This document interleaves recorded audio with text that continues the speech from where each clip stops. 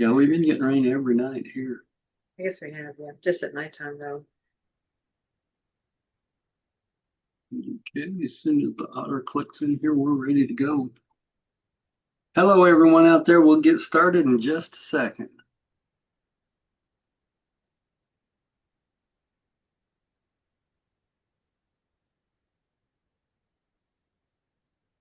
There's the otter. Okay, believe we're ready to go.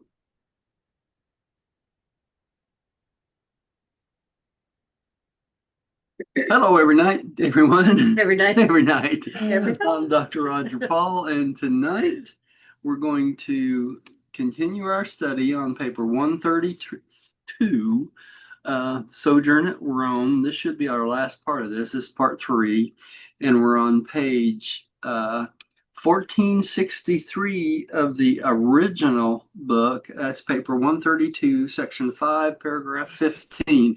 And I actually put down paragraph 14 on the slide here to start because this really started on the paragraph we were on last week, which was paragraph 14. Then there's that one there. So he was saying he was giving this advice. So let's go on to the next one. And Diane, you want to start reading from there? All right. 1. As steward of inherited wealth, you should consider its sources. You are under moral obligation to represent the past generation in the honest transmittal of legitimate wealth to succeeding generations after subtracting a fair toll for the benefit of the present generation. But you are not obligated to perpetuate any dishonesty or injustice involved in the unfair accumulation of wealth by your ancestors. Any portion of your inherited wealth which turns out to have been derived through fraud or unfairness, you may dispute in accordance with your convictions of justice, generosity, and restitution. The remainder of your legitimate inherited wealth you may use in equity and transmit in security as the trustee of one generation for another. Wise discrimination and sound judgment should dictate your decisions regarding the bequest of riches to your successors. You're muted. Yeah, I got it. So basically, what Jesus is telling him, you have a right to take part of the wealth out and use for your own generation, but the other amounts of it should be passed on to future generations for their benefit. But those generations, if you got your wealth from dishonesty or unfairness, they should not continue on doing that, which makes perfect sense if you think about it. Okay, I'll take the next one. Everyone who enjoys wealth as a result of discovery should remember that one individual can live on earth but a short season and should therefore make adequate provisions for the sharing of these discoveries in helpful ways by the largest possible number of his fellow men. Well, the discoverer should not be denied all reward for efforts of discovery, neither should he selfishly presume to lay claim to all the advantages and blessings to be derived from the uncovering of nature's hoarded resources. So you're not, just because you find something, it doesn't give you the right to hoard every bit of it, right? Which makes perfect sense. All right, Rodney, would you take the next one, please? Yes. 3. As long as men choose to conduct the world's business by trade and barter, they are entitled to a fair and legitimate profit.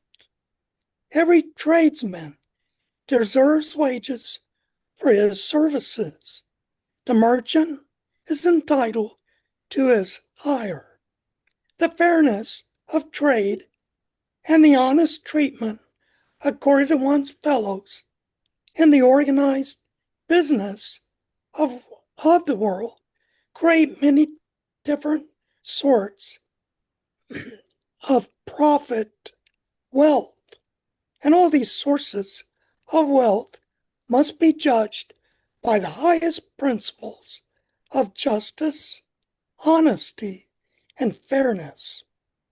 The honest trader should not hesitate to take the same profit which he would gladly accord his fellow trader in a similar transaction. While this sort of wealth is not identical with individually earned income, when business dealings are conducted on a large scale at the same time, such honestly accumulated wealth endows its possessor with a considerable equity as regards a voice in its subsequent distribution. So not only are you entitled to wages for your services or work, but you're also entitled to an increase in wealth as you deal with other people. But it's kind of interesting in this paragraph because Jesus basically states, do unto others in business as you would have them do to you, right? Correct. I mean, and that's an important point in the middle of this. All right. Pam, how you doing tonight? Would you like to take I'm the good. next I one? just walked in the door just a short time ago. Number 4, the mortal who knows God and seeks to do the divine will can stoop to engage in the oppressions of wealth. No noble will strive to accumulate riches and amass wealth, power, by the enslavement of unfair exploitation of his brothers in the flesh. Riches are a moral curse and a spiritual stigma when they are derived from the sweat of oppressed mortal man. All such wealth should be restored to those who have thus been robbed, or to their children and their children's children. An enduring civilization cannot be built upon the practice of defrauding the laborer of his hire. So slavery is out of the question, isn't it? Yeah. According But to it this. reminds me, what was the little guy's name? Zacchaeus? From, He climbed the sycamore tree yeah, yeah, yeah, and he stood up on a stool and told everyone he was going to give back to them. yeah. hmm Yeah. And that's what you should do if you've gotten wealth from devious background, right? Something you shouldn't have done in the first place, right?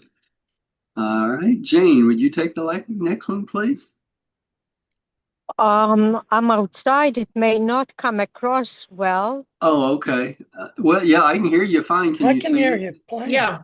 Yeah. Okay, I'll give it a try then. Okay.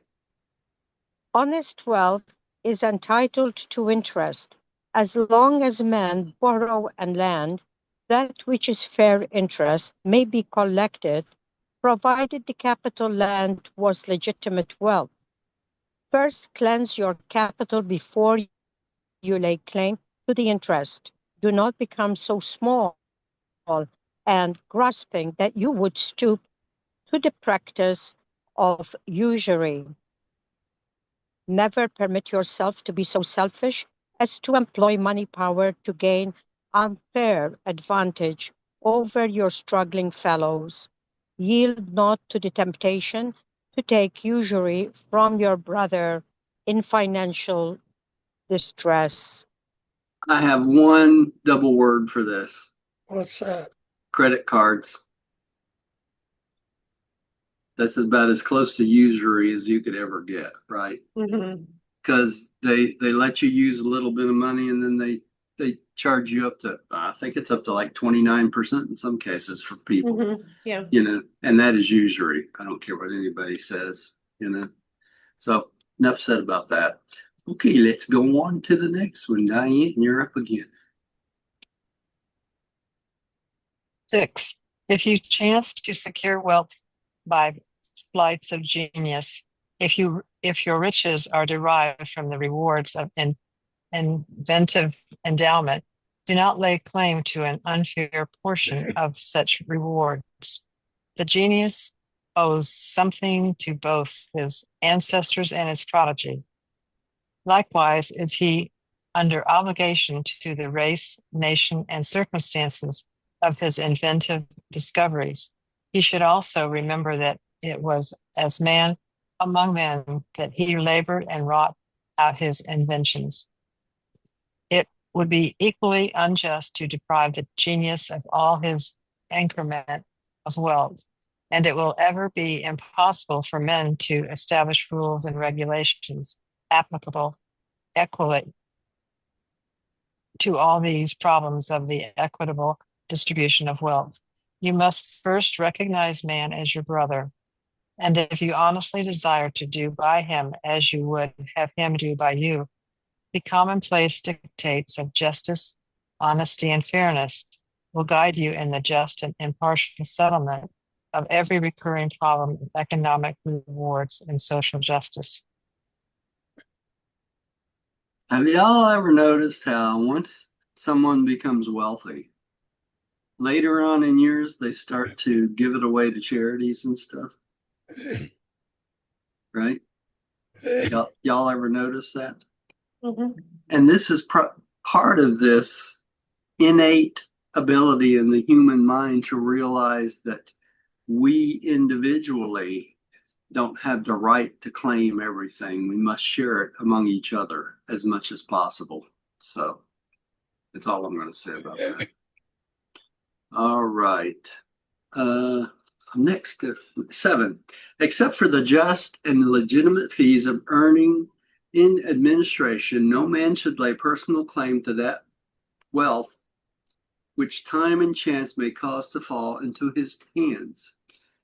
Accidental riches should be regarded somewhat in the light of a trust to be expended for the benefit of one social or economic group. The possessors of such wealth should be accorded the major voice in the determination of the wise and effective distribution of such unearned resources. Civilized man will not always look upon that which he controls as his personal and private possession. So sometime in the future, we will address this differently than we do right now. Okay, Rodney. So I've got a question. Yeah, go ahead. Obviously, this is Jesus. Yeah, yeah. Okay.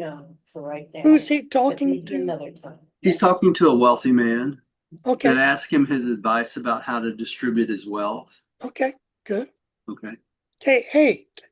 If any portion of your fortune has been knowingly derived from fraud, if aught of your wealth has been accumulated by dishonest practices or unfair methods, if your riches are the product of unjust dealings with your fellows, make haste to restore all these ill-gotten gains to the rightful owners.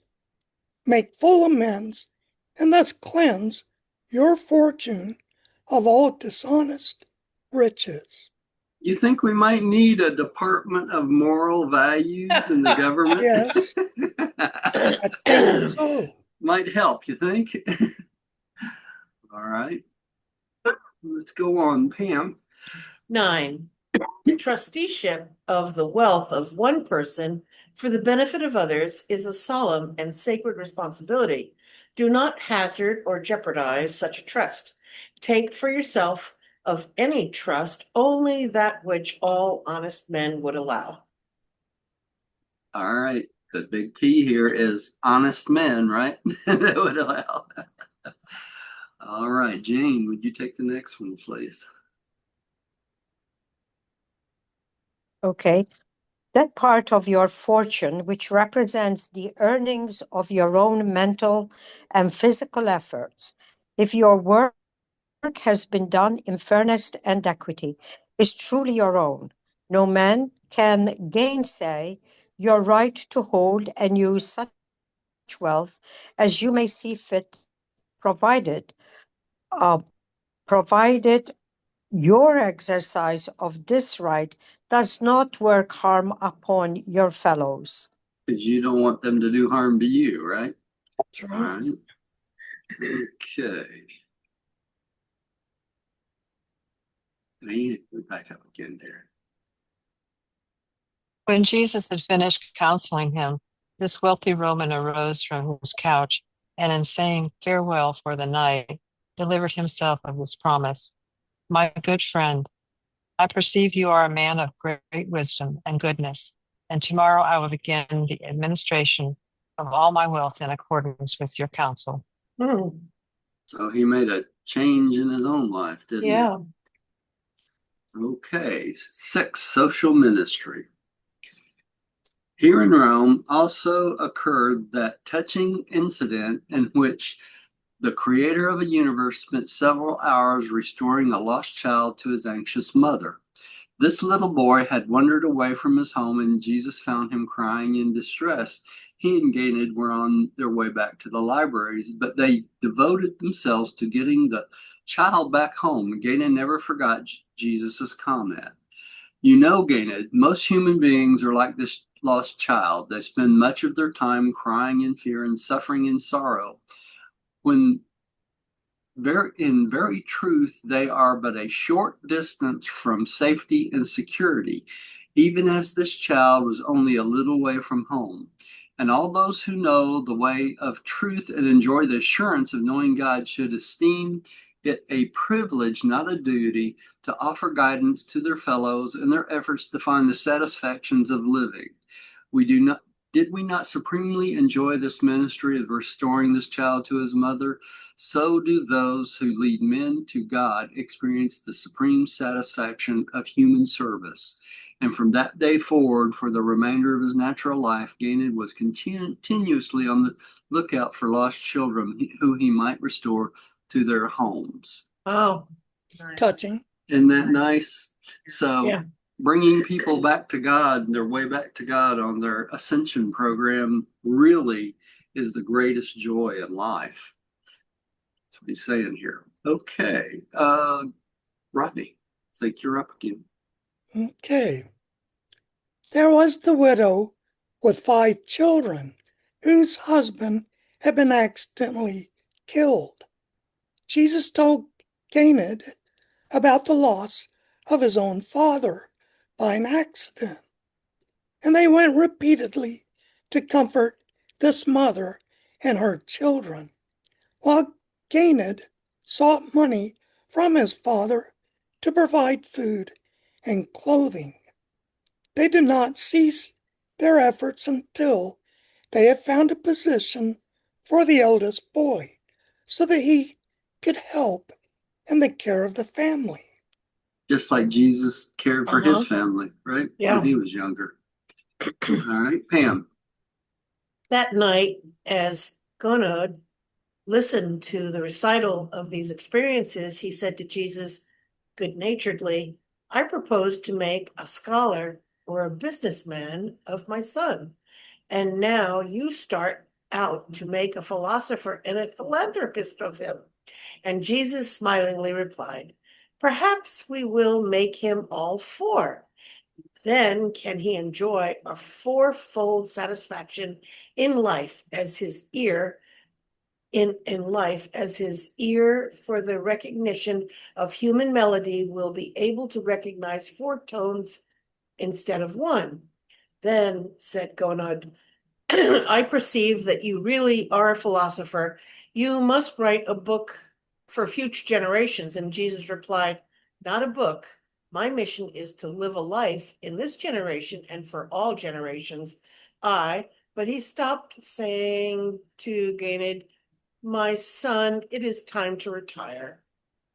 So he was preparing for his mission in life, wasn't he? Yep. He had to Okay. catch himself. Yeah, he had to catch himself. Okay, see, Jane, you're back up again. 7 trips about Rome. 1. Jesus, Ganod, and Ganid made 5 trips away from Rome to points of interest in the surrounding territory. On their visit to the northern Italian lakes, Jesus had the long talk with Ganad concerning the impossibility of teaching a man about God if the man does not desire to know God. They had casually met a thoughtless pagan while on their journey up to the lakes, and Ganad was surprised that Jesus did not follow out his usual practice of enlisting the man in conversation, which would naturally lead up to the discussion of spiritual questions. When Ganad asked his teacher why he evinced so little interest in this pagan, Jesus answered.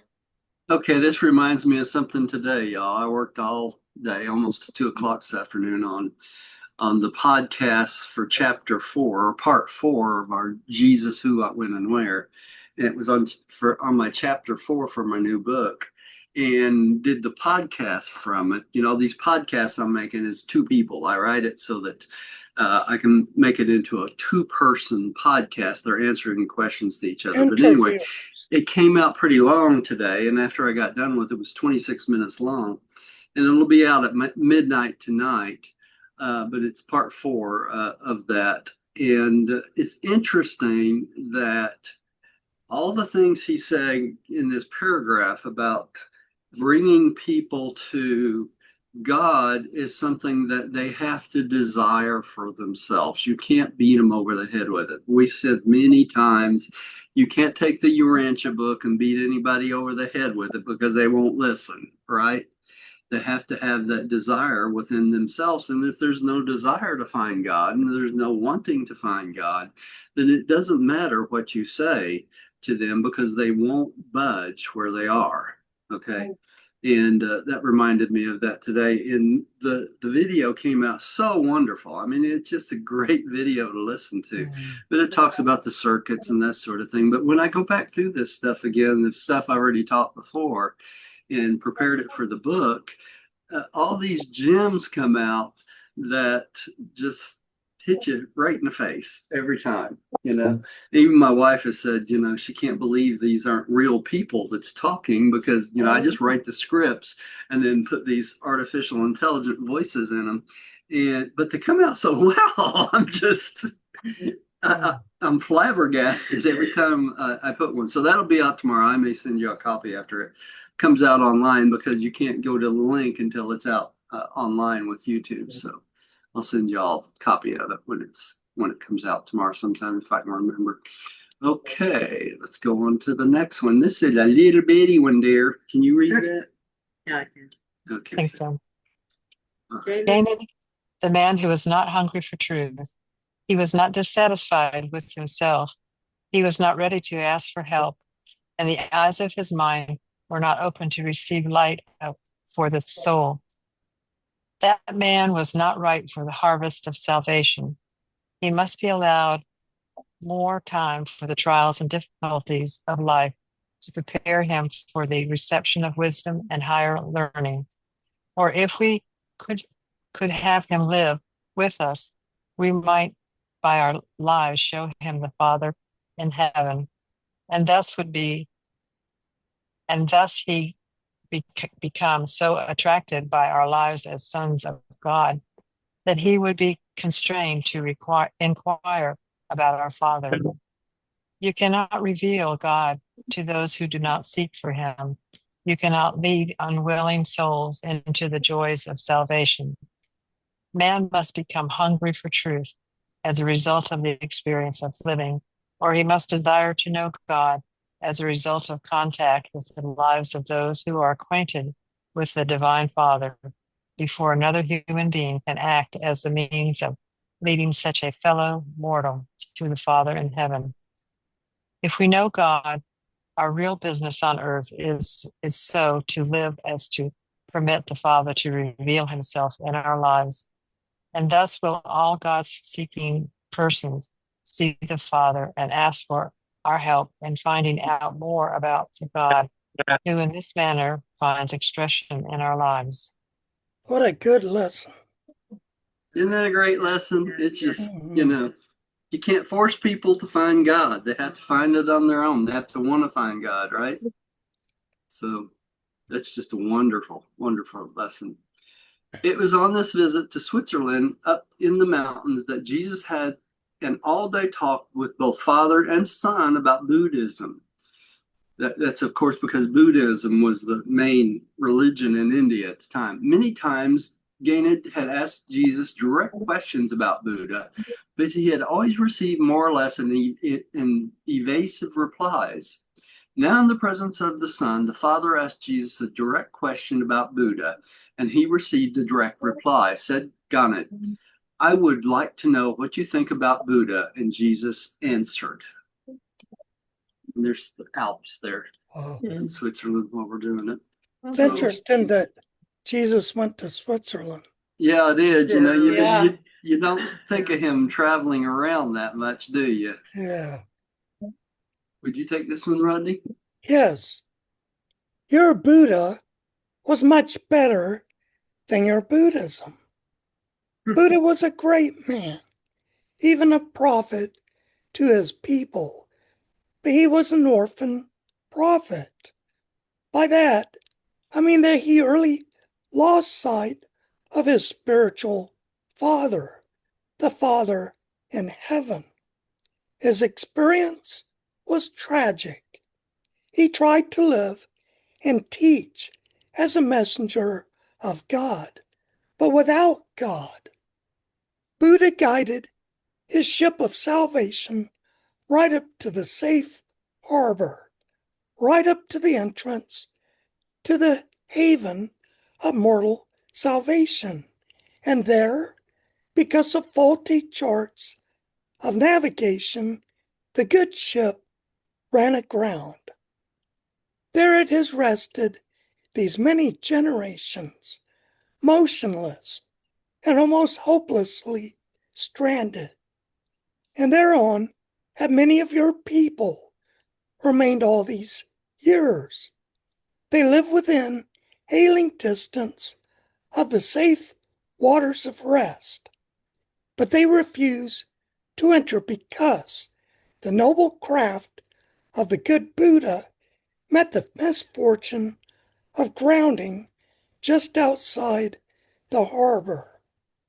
And the Buddhist peoples never will enter this harbor unless they abandon the philosophic craft of their prophet and seize upon his noble spirit.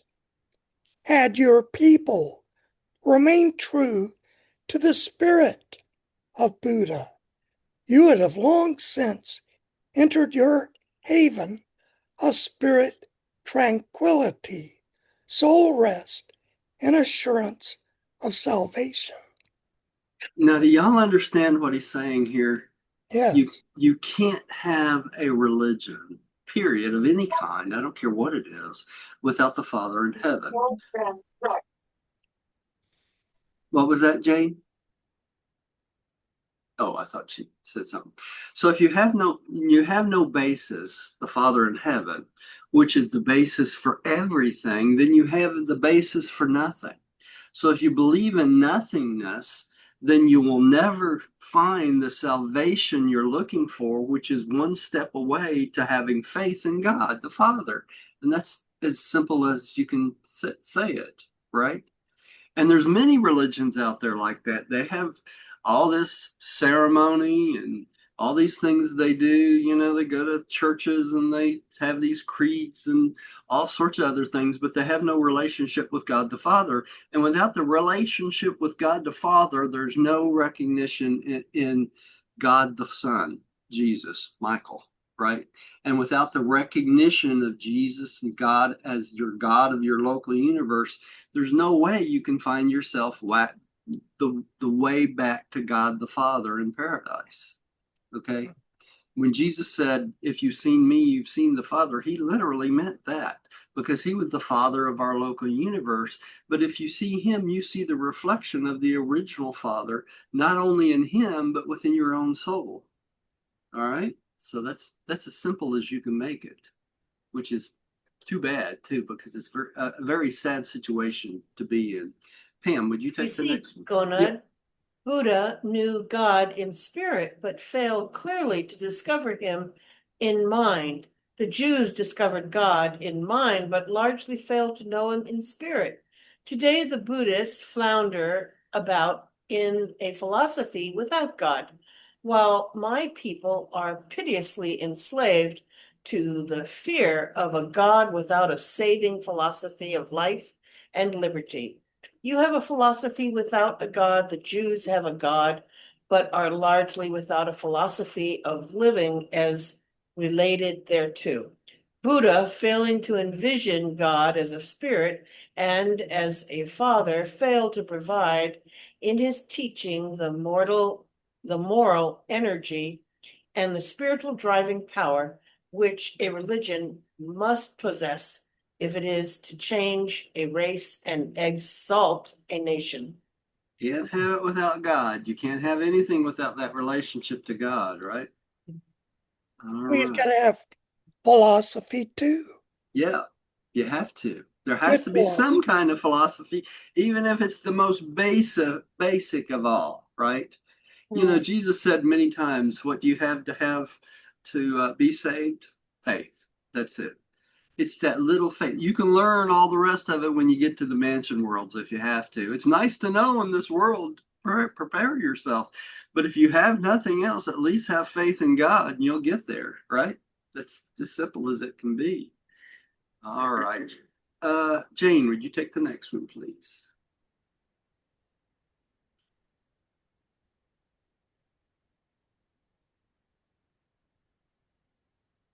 She's still there? You're muted, Jane. No, she must have stepped out. Diane, would you take the next one, dear? Sure. Then exclaimed Ganad, Teacher, let's you and I make a new religion, one good enough for India and big enough for Rome. And maybe we can trade it to the Jews for Yahweh. And Jesus replied, Ganad, religions are not made. The religions of men grow up over long periods of time, while the revelations of God flash upon the earth in the lives of the men who reveal God to their fellows. But they did not comprehend the meaning of these prophetic words. We really got lucky as in our revelation, didn't we, of God? You know, Yeah. think of all the information that the Urantia book provides to us. It's almost Amazing. it's amazing, but almost incomprehensible, isn't it? It Yeah. really is. All right. That night after they had retired, Gannon could not sleep. He talked a long time with his father and finally said, You know, Father, I sometimes think Joshua is a prophet. And my father only sleepily replied, My son, they are others, because there were a lot of prophets during that period of time, right? All right, Rodney. From this day, for the remainder of his natural life, Ganid continued to evolve a religion of his own. He was mightily moved in his own mind by Jesus's broad-mindedness, fairness, and tolerance. In all their discussions of philosophy and religion, this youth never experienced feelings of resentment or reactions of antagonism. Can you imagine the influence that Jesus had on this 17-year-old? Yeah, You know, no kidding. it would be amazing, right? Pam, would you take our last paragraph there? Yeah. From this day, for the remainder of his life, Gannon continued to evolve. I think that was the one that was just read. Oh, it was. I changed it in my lower one, didn't not my upper one. Here we go. Try it again. What a scene for the celestial intelligence to behold. This spectacle of the Indian lad proposing to the creator of a universe that they make a new religion. And though the young man did not know it, they were making a new and everlasting religion right then and there. This new way of salvation, the revelation of God to man, through and in Jesus, that which the lad wanted most. Sorry? That which the lad wanted most to do, he was unconsciously actually doing, and it was and is ever thus. That which the enlightened and reflective human imagination of spiritual teaching and leading wholeheartedly and unselfishly wants to do and be, becomes measurably creative in accordance with the degree of moral dedication to the divine doing of the Father's will. When man goes in partnership with God, great things may and do happen. And that's with each and every one of us, isn't it? Yep. These Yep. great things can and do happen one at a time. Okay, let me, next time we'll be on paper 133, The Return from Rome. Got some good lessons on that too. All right, let's say our prayer of acceptance. Let me swap out the screen here.